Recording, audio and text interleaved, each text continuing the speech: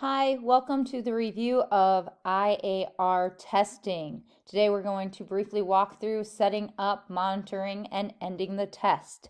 So first thing you need to do, go to your toolbar, click on your Illinois assessment that you bookmarked.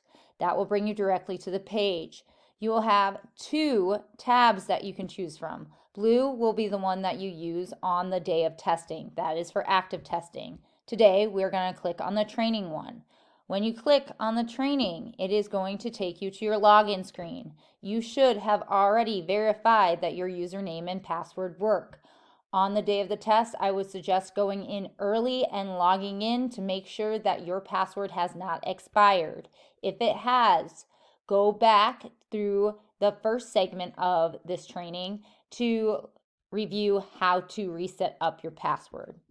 Once you are logged in, it is going to take you to a dashboard. Two things that are very important on this dashboard. The first, make sure up here that you are in the correct school year. All right, otherwise you will have the wrong set of students. The next thing that you need to verify is that you are in the right school district. Once you have verified that, you will come over to this dashboard on the left-hand side. You will click on Sessions. In Sessions, we're going to hide the filters because that makes it a little bit more crazy of a screen. What we're going to do is we're going to go down to our class. My class is under Training Welchel. I'm going to highlight the box, come back up here, and next to Sessions, I will click Go to Students in Session. This will take me to my page. I should see that this is in the session list.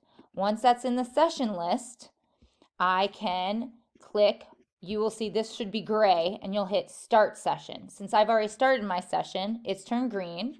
And once I hit Start Session, and this is green, you'll see these bars show up. These bars, if we come over here to the key, we are in the ready position. When it is time to test, there's a few things I want to check for. One, I want to come down here and make sure that I have all the correct students.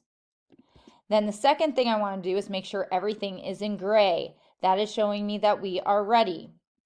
If we are starting with our first test, I will come up here to the first bar and I'm going to take it from lock and drag. Yes, drag it to the unlock.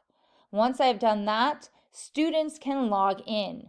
As students populate this bar should go from gray to green or active. Students then can go ahead and you can walk through the testing booklet on getting them ready for testing and the directions. And as students start, we will start to see that this green bar changes color. As they complete portions of it, this will turn blue. To make sure that it's up to date, you're going to want to periodically refresh it.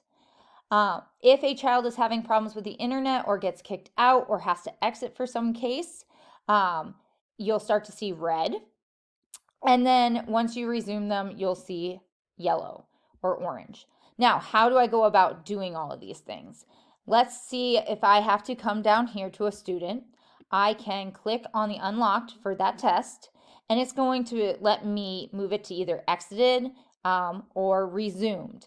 If I want to check on the progress of the student, I can also click on this box and it will show me what that student has done. But again, we do want to keep refreshing so that we can see what our students are doing. When everybody is done, this gray bar will say completed. At that time, we are going to want to drag this to close to make sure no one else can log in, and we're going to hit stop sessions. When you have done that, you are good and you can log out until your next test. On the next test, then make sure that you're looking at the right bar. See how this says Unit 1 and Unit 2? So in my next test, we will see Unit 2. Make sure that you're opening up the right test.